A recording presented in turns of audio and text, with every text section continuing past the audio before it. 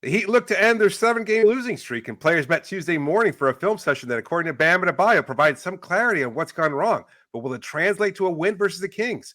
Plus, is it time for Erik Spoelstra to make a change to the starting lineup? And if things continue to slide for Miami, is there a possibility of trading Jimmy Butler or Tyler Herro? We debate all that and more on today's episode of Locked On Heat. You are Locked On Heat, your daily Miami Heat podcast. Part of the Locked On Podcast Network, your team every day.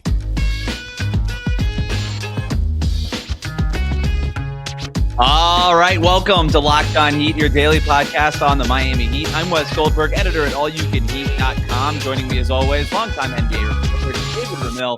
However you're tuning in on YouTube, Odyssey, or your favorite podcast app, thanks so much for making Locked On Heat your first listen every day. Got a bunch of stuff to get to today, a great show, including whether or not the Heat might have to consider life after Jimmy Butler. But first, the Heat have lost 7 in a row. They are 24-23 on the season, and on Tuesday went through a team meeting / film session, and it sounds like they cleared the air on some of the things that they need to fix. Here's some of the sound from today's media session. Yeah, right now this is about our house. We have got to get our structure right and live up to our standards that we've set for ourselves at the beginning of the year. We're not doing that of recent time.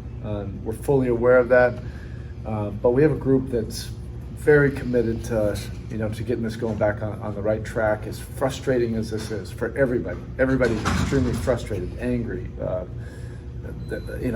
despondent, a bunch of emotions that you're naturally going to feel if you're a competitor, and we're not winning games. And we're focusing on that stuff right now. It's been a painful step or two backwards, and we're just going to keep on working until we get those positive steps forward collectively, and we'll get there. I know I keep saying that, but I know our group. Today's film session. I feel like we all heard the communication loud and clear. It's provided a lot of clarity for all of us. We walked out with a lot of clarity, a lot of confidence. That's not going to result in a W, obviously, because we have to play the game. But, everybody's comfortable after having that film session. You hear that, David, and you think what? I think positives. I think they needed to have a clearing out session. Sometimes that's all it takes. There's so much negativity right now among the fan base, and with good reason. They've lost 7 games. Totally understandable. They don't look like a well-maintained, well-run unit. And that being the case, you're going to have questions about this team.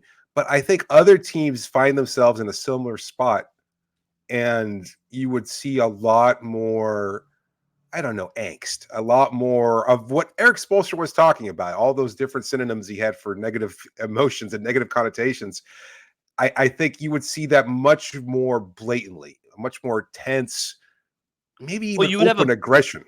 You get like a players only meeting, right? Yes. You get that kind of thing. You fire the coach. We just saw happen in Milwaukee, and they didn't even lose 7 in a row. Right. To your point, this was an all hands on deck. Let's all get this together. Let's all be in the family. And what was so funny was Erik Spoelstra kept saying, and he's like, and with all due respect, what we talked about is none of you guys' business, talking to the media. And he kept saying, it's none of your business. It's none of your business, with all due respect. And I was like, well, it's a little bit of our business because we're standing here talking to you and we're trying to figure out what's going on. And we've been covering you for years. Right. But I get his point. Right. It's not, I think he wasn't, I don't know that he was saying you in terms of the media. He more was saying, and he kind of alluded to this, you in terms of the outside world. And so it was very much of a, hey, let's hunker down together and figure this thing out together, was sort of the vibe coming out of practice today. No, that's how I'm taking it too. I the way I see it, and they are such a self-contained unit. This team has operated like this for so many years with Erik Spoelstra at the helm. They weathered the storm of the Big Three era, the years in between, Jimmy Butler, and the tension and the catalyst that he is, and even on every roster, right? Pat Riley dunking his head in water, one suit, one tie, like all that kind of stuff, right? Yeah, yeah. I think that was a little bit more overt. I think Riles was a little bit more willing to use the media to needle his players, and Spo kind of shies away from that. He's not going to light a fire by giving you or Ira or anyone a quote. Like that's not going. He's not going to do that. At least not to me. That's not how I perceive it. I think he just wants to get this work done. And well, what's the work? Because I think I want to. What are they going over in that film session? Because we asked Spo about it over and over again. He's like, "Well, all due respect, it's none of your business." But Right. you and I have a podcast to do, and we got to figure this out. And here's what I keep coming back to: it's the 7-game losing streak is one thing, but I think we're losing the plot a little bit when we're just focusing on, hey, they lost 7 games in a row, and once they win one, they're going to come out of this. This has not been a good team since basically the turn of the calendar. Since January 1st, they are 28th in offensive rating. They are 14th in defensive rating. Dave, that's basically the Chicago Bulls. That's what they are. That's what they are right now since January 1st, and the Bulls are not a good team. The Bulls are sitting here thinking about blowing it up, and how many players do we got to trade, and what's the future look like? And I know we're going to be talking about Miami Heat trades a little bit later. There's a lot of things to get into. They're 24-23 now after this losing streak. They're 3 games back of Indiana for the 6th seed and only 4.5 games out of the 11th seed, missing the play-in tournament altogether. And we are 5 games away until the trade deadline. I want to put a pin in the trade stuff. We will get to that later. And I think it's an important conversation to be had. But beyond just the 7 games, there's a lot of things that they need to fix, is my point. Not only to be better than they have been since January 1st, but to make real headway in the Eastern Conference. I think based on what Jimmy Butler said after the game yesterday on Monday night, and I think the way Erik Spoelstra has operated ever since he took over the team, it's got to be on the defensive issue.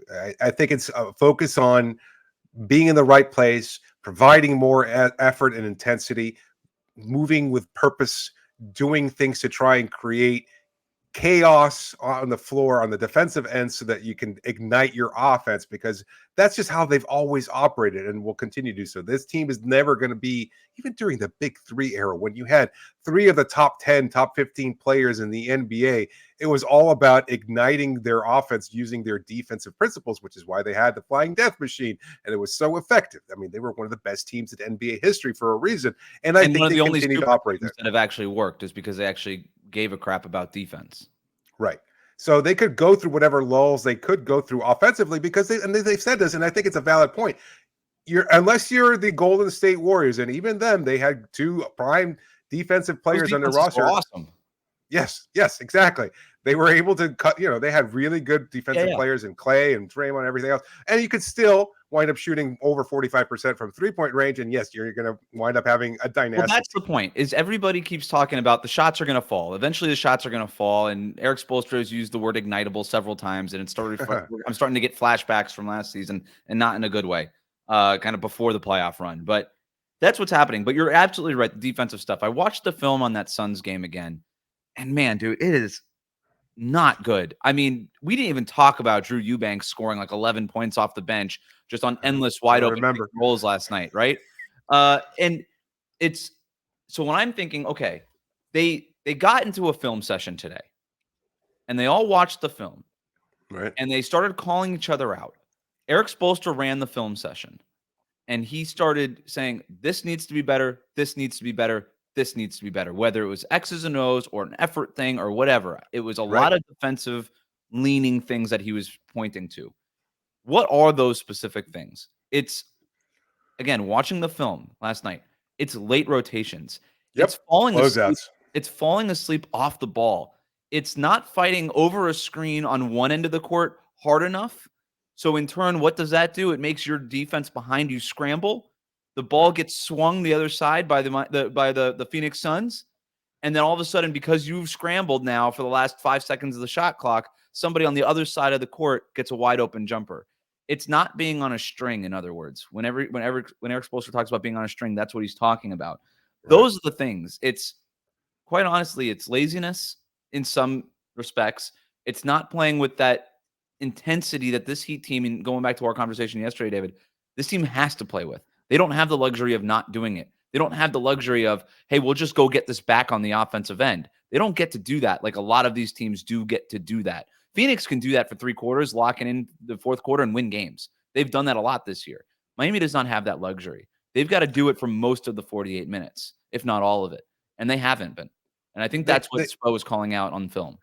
They don't have Rudy Gobert. Like, you can make a mistake in the defensive issue and then you have 7'4" Rudy clear up your mess and make sure that, again, provides an obstacle either on the perimeter just because of his sheer length and size or at the rim. They don't have that. I mean, Bam's out 30 feet away hedging on a ball handler, and that's gonna create a mismatch somewhere else. And somebody has to either front, try to anticipate those passes, close out with a little bit more purpose, just do things a little bit more sharply. Sometimes he's got to drop, and now you're forcing Tyler Herro or Terry Rozier to play go over the screen, and that's just a lot of wear and tear on those guys too. And it's not an excuse, but they got to do it, and that's the point. Right. Speaking of Tyler Herro and Terry Rozier, some conversation happening now, even since just having acquired Terry Rozier, that maybe this backcourt isn't working in terms of a starting unit. Do they have to split them up? We're going to talk about that next here on Locked On Heat. Today's episode of Locked On Heat is brought to you by our partners over at eBay Motors. They've teamed up with Locked On Fantasy Basketball host Josh Lloyd to bring you some of the best fantasy picks each week, all season long. Whether you're prepping for a daily draft or scouting the waiver wire, every week we're going to provide you players that are guaranteed to fit on your roster. Let's see who Josh has picked out for us on this week's eBay's Guaranteed Fit Fantasy Picks of the Week. You got 5 names here, Wes. I want to hear who you've got here. Ayo Dosunmu over at the Bulls, Jared Vanderbilt with the Lakers, Josh Hart and the Knicks, Paul Reed and Aaron Nesmith. Which of those names is really standing out to you as far as who might take a bump in their production? Well, Dosunmu torched the Heat a couple weeks ago when Chicago was in town, so I'm sort of leaning in that direction. He's one of those guys. He's like a feast or famine guy. If you need like a deep bench guy, and maybe it's one of those nights where a lot of your guys just aren't really in the lineup, not playing that night, Dosunmu's worth a flyer. I like him. I think that's a good pick. I'm kind of leaning Josh Hart myself. I think with Julius Randle missing time over the next few weeks, he's going to get a lot of minutes, and you're going to see his production upping. I think he's going to get more minutes. He's going to get more opportunity offensively. And with OG still having his minutes here and there, and his moments trying to figure out his footing in New York, I think Hart's going to get a big bump there. But any one of these choices is a great selection because Josh knows what he's doing. He's one of the best in the business, if not the best. He's from Locked On Fantasy Basketball. He's going to help you win your fantasy championship, and eBay Motors knows a championship team is all about each player being a perfect fit. Same with your vehicle. Who doesn't love your car? Like, it's such an important part of your life. It gets you everywhere you need to go. It's part of so many different memories, whether it's your big first date or a special meeting or taking you to that job that might transform your life, or it might be to pick up your kids from school. Those opportunities that we all kind of get lost on every day as we're waiting in traffic here in Miami-Dade. It's a part of your life, and there's no denying it. So keep your car running the best you can. With over 122 million parts for your number one ride or die, you can make sure your car stays running smoothly with brake kits, LED headlights, roof racks, bumpers, and so much more. Whatever your car needs, eBay Motors has it. And with eBay Guaranteed Fit, it's guaranteed to fit your ride the first time, every time, or your money back. Plus, at these prices, you're burning rubber, not cash. So keep your ride or die alive at ebaymotors.com. eBay Guaranteed Fit, only available to U.S. customers. Eligible items only, and exclusions do apply. Thanks for making Locked On Heat your first listen every day. Make sure you're subscribed on YouTube and on your favorite podcast app. Everydayers, make sure you tune in Wednesday night for our reactions to a home game against Sacramento Kings. Hopefully talking about a W, maybe handing out some credit cookies in that one. We'll see. Locked On has also launched the first ever national sports 24/7 streaming channel on YouTube. Locked On Sports Today is here for you 24/7, covering the top sports stories of the day with the local experts of Locked On, plus our national shows covering every league. Go to Locked On Sports Today on YouTube. Subscribe to the first ever national sports 24/7 streaming channel. I don't even remember where the Locked On kitchen is anymore. Does the oven still work? Do we need to get an electrician here? Because we haven't baked a batch of credit cookies in quite a while. It's been a minute, man. It's been a minute. Speaking of that losing streak, all right. I want to get to something that's percolating. It's percolating. The sense of urgency is something that the Heat have talked about, but I don't know it has I don't know that it's been properly put into context, because I think we're coming up to a breaking point potentially, but I want to put a pin in that for now. Let's go to the Tyler Herro, Herro Rozier thing, because when we go back to the film findings that we were just discussing, that backcourt hasn't worked. It doesn't work on film, and it's been outscored.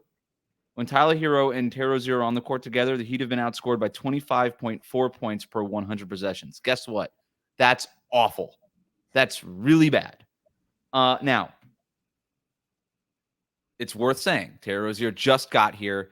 He has not even gone through one full practice. We actually thought today would be his first actual practice with the Miami Heat, and that was not the case because they just went through film instead of doing some live action on court work. I don't even know if they went upstairs to the practice floor. I think they did most of it in their film room downstairs. So he hasn't gone through a full practice. He declined to even answer whether or not I think Ira asked him, hey, what percentage of the playbook do you know? And he's like, I don't even want to get into percentages, which does not sound like it was 100%. He would have said 100%.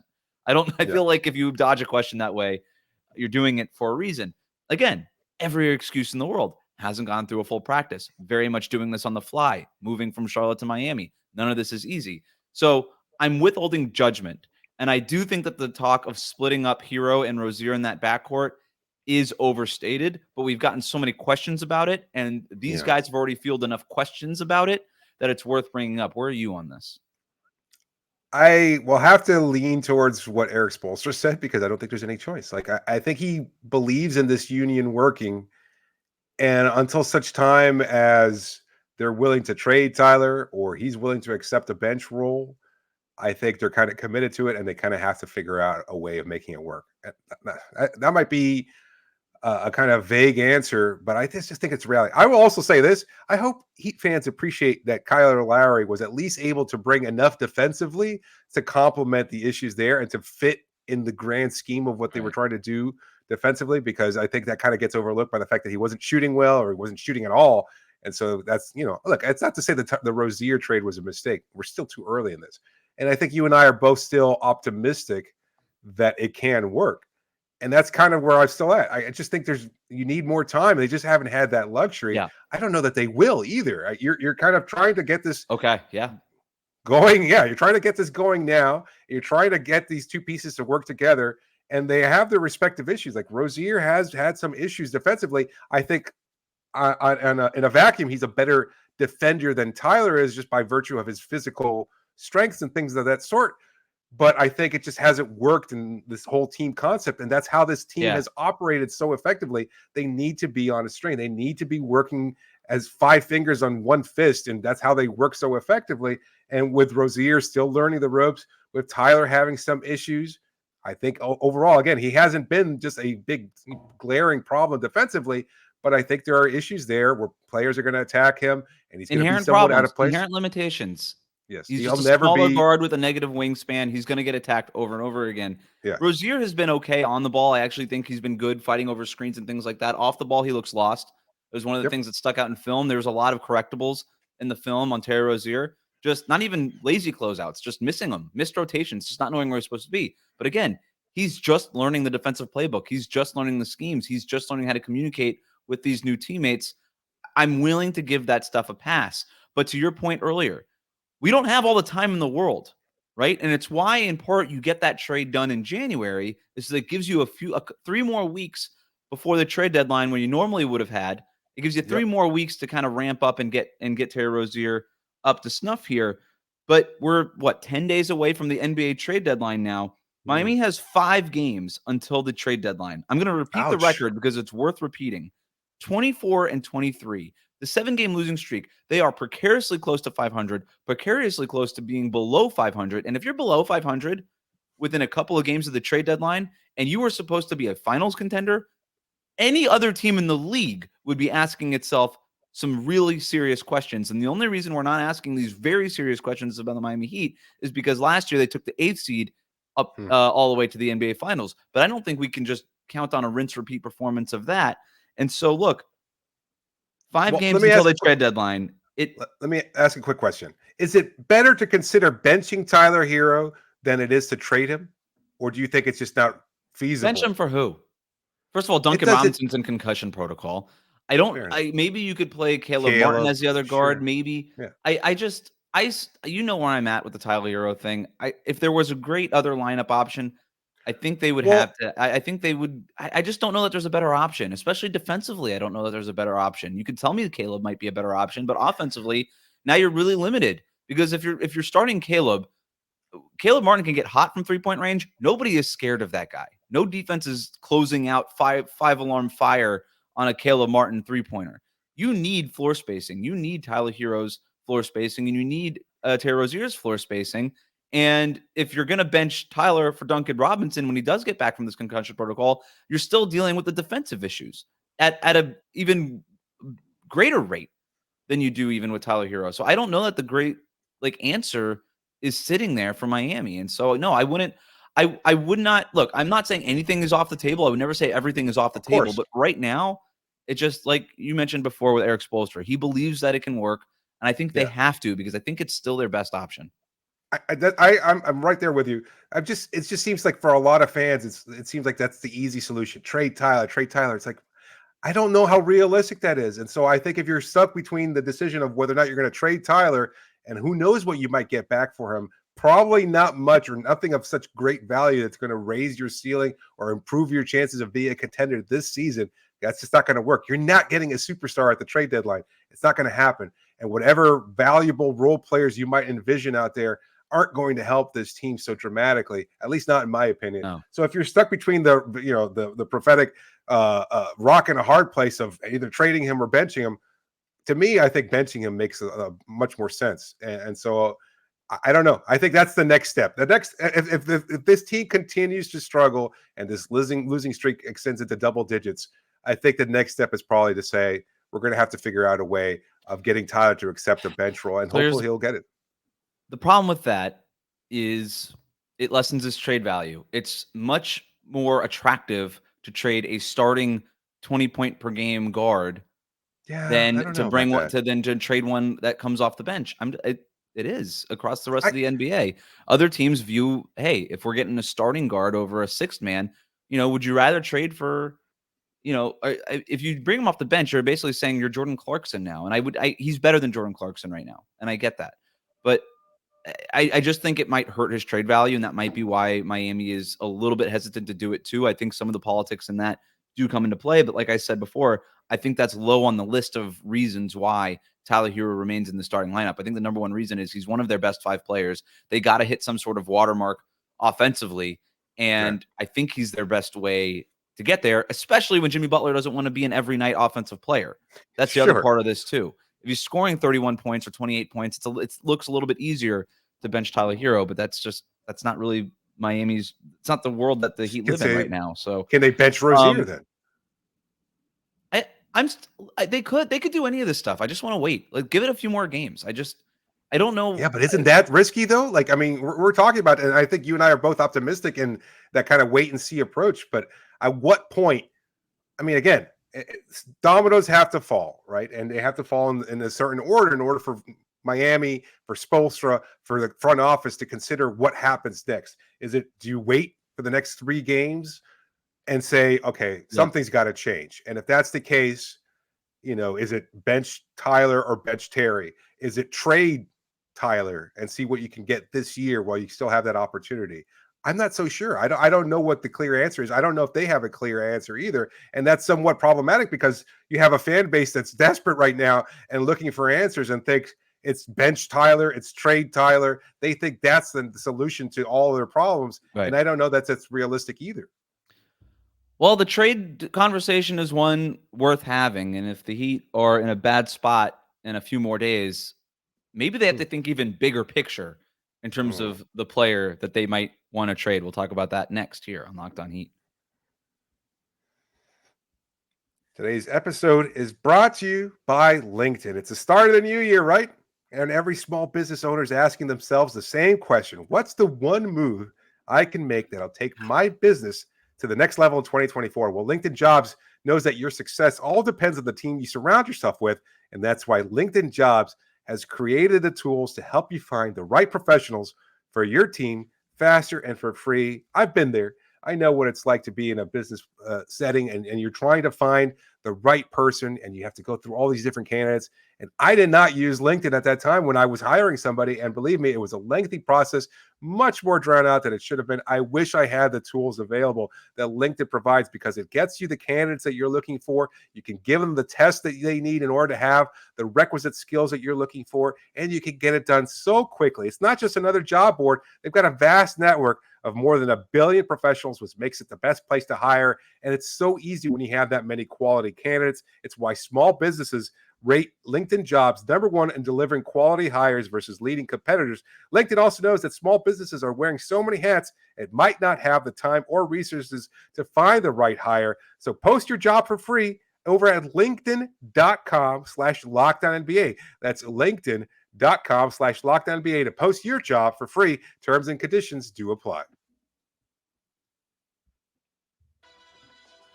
Thanks for making Locked On Heat your first listen every day. Make sure you're subscribed on YouTube and on your favorite podcast app. Everydayers, make sure you are hitting that subscribe button on YouTube. Like us on YouTube. Leave a 5-star rating and review wherever you listen to the podcast. We'll be back Wednesday night with our post-game reactions to Heat Kings. Going back to what we're talking about in terms of the compressed timeline that the Heat have here, because we are dealing with something like that. I mentioned before, 5 games until the trade deadline. Let's look ahead at the schedule that's coming up beyond even the Sacramento Kings game on Wednesday night. After that, they go to Washington on Friday night, and then they get the Clippers at home on Sunday, 6 p.m. tip, ESPN. The 2 games that they have after that, before the February 8th trade deadline, at home against Orlando, at home against San Antonio. I think the Heat are going to win a few of these games. I'm going to put that out there now. But if they don't, and it feels like these next 3 games in particular, out of the 5, the next 3, Sacramento, Washington, LA, by the end of the weekend, I think if things go south even more and Miami's looking up and in the Eastern Conference standings and they're below 500, right, serious questions are going to have to be asked. And I don't think that they get to the point of having to trade Jimmy Butler. But we hinted on to this on yesterday's show, the end of an era potentially, whether or not it's this trade deadline in a few days or even this summer. Yeah. If this season doesn't go the way that the Heat are hoping it goes, then I just think it would have to be on the table. Again, no reporting behind this. I'm not trying to do that. I'm not trying to stir the flame, stir the fire. What's it? Stoke the fire? Stoke the fire. And stir the what? Stir the pot. I don't want to stir the fire or stoke the pot here, but I don't know how you could, but well, then I'm not gonna. Mission accomplished. But that's look, it's worth having sense. that conversation. Yeah. And by the way, if we want to do hot takes, Kendrick Perkins on the Low Post had this to say when he was asked for exactly that by Zach Lowe, asked to come onto the show with a hot take. Here's what he said. Has lost 7 in a row. I think it's time for the Miami Heat He's so good and Jimmy Butler to part ways. I think the Miami Heat need to do right by Jimmy Butler and send him to a legit title contender. I don't know why the air horn just felt like we needed something there. More like an alarm of some kind, because that is a scalding hot take. I can see where he's going from.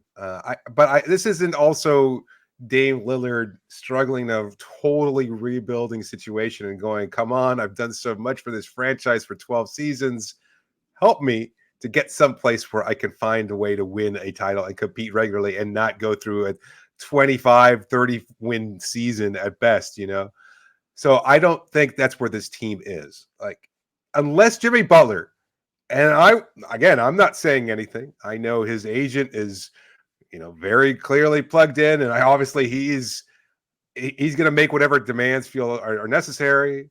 I don't think Jimmy's at a point right now, and based just even on what he said after the loss on Monday night to the Suns, I think there's optimism there, and it doesn't seem like, with Jimmy, it's not just empty talk. I know he's very good on like putting it out there, putting it out in the universe, and that kind of visualization. You act the way that you say you're going to be in the future. And for him, he does believe in his group. And it's worked, right? I mean, I remember even a story for that first season with Jimmy on the roster where during the whole season, he kept saying, hey, we're going to win the championship. And this was like his first season with a team. He's not really saying that this year. And I haven't really thought about that until just now. It's a great point. We don't hear it as much. He keeps saying we're going to figure it out. We're going to figure it out. That's not the same it doesn't matter. We're going to win the championship. You're right. But I think that's where the expectations are with him and with this front office. I mean, they're not going to. So we've gone from championship level expectations to figuring it out. For him, figuring it out means we're going to compete at a high level in the playoffs. Maybe. He doesn't give a damn about what happens versus Sacramento in February or late January, I should say. And I think that's the whole thing is that right now, this team cannot be measured by what happens now during the 7-game losing streak, during anything else. The trade for Terry Rozier was because Kyle Lowry wasn't nearly productive enough, and you had an expiring contract that he had to use in order to make an immediate change that could have a positive impact. It just hasn't translated yet. You're not moving Jimmy Butler now. They're not going to move him unless Jimmy Butler says, I've lost faith in this team. I don't like playing with goddamn Tyler Herro and his ridiculous ball handling. Bam hasn't taken the lead. I'm sick of trying to grind it out for 82 I hear you. We agree on that. It's not going to happen. They're not trading Jimmy Butler in the next few days. But that doesn't mean we can't have a little bit of fun with the soundbite from Kendrick Perkins. And it doesn't mean I can't hop on the trade machine and make up some Jimmy Butler trades just for fun. Is that what you've done? Is that what you've done? Of course I have. You know I've done that. Theoretical. We've been doing a podcast long enough that you know I've got 7 Jimmy Butler trades lined up. Are you ready for them? I'm going to reject all of them. Go for it. I'm not asking you to accept them or reject them. We're just talking it through. We're just talking trades. Yeah. So look, I do think that the Heat are going to have to, and we've brought this up before. I think over the summer, if this season doesn't end the way that the Heat wanted to, you have to have a real conversation about Jimmy Butler. It doesn't mean you have to trade him. It just means he's due for an extension. He might not get the money that he wants. Might not be willing to pay him the money that he wants. That's a different conversation. I think totally different conversation. When we talk about the end of an era, I think this summer is when you have that conversation, and that is an okay and appropriate time to have that conversation. You and I agree on that. We think it's going to happen. Doesn't mean they're going to trade him. It just means the conversations in that front office, serious ones, will be had. All hands on deck at the round table there. But again, that doesn't serve our purposes between now and the trade deadline. So I had some fun. I came up with some Jimmy Butler trades if the Heat were to trade him. Okay. I think you have to send him to a contender. If you're going to do it, got to do right. You got to send him to a team that can actually win a lot of games and a lot of playoff games. There's no guarantee that anybody wins a championship, but you put Jimmy Butler on a playoff team, and that team's going to win a lot of playoff games. Philadelphia, his old team in Philadelphia, for just Tobias Harris and 2 first-round picks, or some of those expiring Nick Batum, Robert Covington, Marcus Morris contracts. You bring those back. All of that stuff comes off the books this summer. You get a couple of first-round picks. You get to retool around 26-year-old Bam Adebayo and 24-year-old Tyler Herro and 22-year-old Jaime Jaquez Jr., and you get to add a couple of first-round picks to the mix. And you send Jimmy Butler to Philadelphia where he can win with Joel Embiid and Tyrese Maxey and Nick Nurse. I think you're doing right by Jimmy in that trade. It doesn't sound like you're getting a lot back, but Jimmy Butler's 34 years old. I don't really know what you're getting back for Jimmy Butler. What do you think? Yes, it's a trade. Yes, it is a trade. All right, here's Sacramento. I kind of like Jimmy Butler in Sacramento, creating a backbone for their defense that doesn't really exist, gives them that wing that they've been looking for. He fits well next to De'Aaron Fox and Domantas Sabonis, who space the floor and can run the offense and do all the things that have that 2-man game that Tyler Herro and Bam Adebayo don't quite have right now, haven't established. You trade him to Sacramento, it's kind of hard to get to the salaries, but you end up with Harrison Barnes, Kevin Huerter, Malik Monk, and 2 first-round picks. I like that one less than the Philly trade, but I can see why it makes sense for Miami. I just don't see it making sense for Sacramento. You don't like? I love that for Sacramento. Yeah, I don't think that's the player that they're looking for at this point. I think you would try to get Keegan Murray from Miami. I think Sacramento would say no to that, and you'd be kind of left, and that'd be it. I got another one. Houston for Dylan Brooks and one of their young guys, plus one of the salaries of Jeff Green or Victor Oladipo. Can it be Şengün? Because if it's Şengün, no, it's going to be Şengün. No, I was thinking it'd probably be like, it might be Jalen Green. So, hey, not me. I just want to go on record right now and saying that a year and a half I was roasted for a conversation I had on Locked On NBA that every Rockets fan has gone through a number of times, Yep, and even yep. Locked On Rockets host Jackson Gatlin is doing himself. So I'm just going to say I've been vindicated, baby. It's all right. I kind of like Jabari Smith Jr. I would grab Yeah, him as a sure. big kind of power forward future next to Bam. If you can get Jabari Smith Jr., Dylan Brooks, and like a first round pick, that would be a home run for Miami, honestly. And I think, and by the way, that trade might be there this summer if Houston I wanted think to Udoka try to would make do a it. leap. Oh yeah, that's a team that wants to win now, right? Don't they have the ownership thing? Hey, go Yeah. get into the playoffs, go win some playoff games. The Pelicans, this one I don't really love for either team, but it would be Jonas Valanciunas, Herb Jones, Larry Nance Jr.'s contract, and a first round pick. I'm okay with it. I'm okay with it. I mean, again, I don't know why. I guess it helps the Pelicans to some degree. I don't think it helps them dramatically either, and I I don't kind of think. hate it for them. Yeah, I like Herb Jones though. He's a fine player. I got two more for you. All right. Golden State, Oof. in exchange for Jimmy Butler and Caleb Martin, Oh. the Heat get Klay Thompson's expiring contract Ah. and Jonathan Kuminga.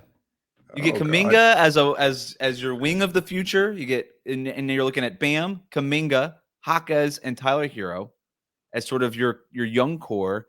You bring in Klay Thompson for half a season to show Tyler Hero how to thrive as a catch and shoot guy and carve out a Hall of Fame career doing just that. I don't mind it.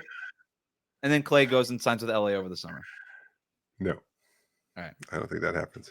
Two more. What does Cleveland say if the Heat right now said Jimmy Butler for Donovan Mitchell straight up? What would Cleveland say? They would have to have a meeting about it, considering that they don't think that Donovan Mitchell is re-signing there. I guess. I think I'm like shell shocked at the possibility of it. I feel like Miami would have to give up a lot more just to make it happen, like Jimmy and picks in order to get Mitchell. Jimmy in a first. Straight up, would the salaries even work? Throw in that Jovic regard? in there. Yeah, it works. Okay, You might have I to throw guess. in like a Thomas Bryant salary or something, but like nothing substantial. That might actually be a better balance too. Like you have Garland still running the thing there. You got Strus as his backcourt mate. Garland's coming Jimmy back as a this week. small. Yeah. Jimmy, Mobley, Jared Allen. That's a team nobody wants to face in the playoffs. If you're Cleveland, you're looking up at Philly, Boston, and Milwaukee, and you have no real way of kind of climbing that ladder with this current core. You don't think Donovan Mitchell is going to be there long term in your heart of hearts. You could say all the things publicly that you want to say. You don't think he's coming back. You don't think he's signing an extension. So you're going to lose him in a couple of years anyway, a year and a half. That's You can make that leap. You can make that move now. You could do it right now. I kind of love it. Right? kinda love And if it. you're Miami, you got to say yes. Yeah, it's a reset. Not really. It's just kind of leaning into a younger player, and the hope is that maybe you guys can figure it out, and you'll still be able to compete at a high level. And you know what? They're going to meet in the playoffs. Donovan in Miami versus Cleveland with Jimmy Butler. That's going to be an interesting matchup. That would be that's the only trade I think that makes a lot of sense for Heat fans is you're going to get that young player back because you're not going to reset. You're not going through a rebuilding process. If you can get a player of that star quality in exchange for Jimmy Butler on his way out at his age, I don't think Cavs fans would be happy with that deal. But Yeah, they would. They think Donovan Mitchell's out. Maybe. Have you run Take it a by Locked On Cavs hosts? I'll do it right now. I'm going to text Chris. Ah. All right, we'll end it on that one. That was a good one. Thanks for making Great Locked On Heat your first listen every day. Hit that subscribe button on YouTube. Follow us on your podcast app. Everydayers, tune in Wednesday night for our post-game reactions to Heat Kings. And remember, Locked On has launched the first ever national sports 24/7 streaming channel on YouTube. Go to Locked On Sports today on YouTube and subscribe to the first ever national sports 24/7 streaming channel.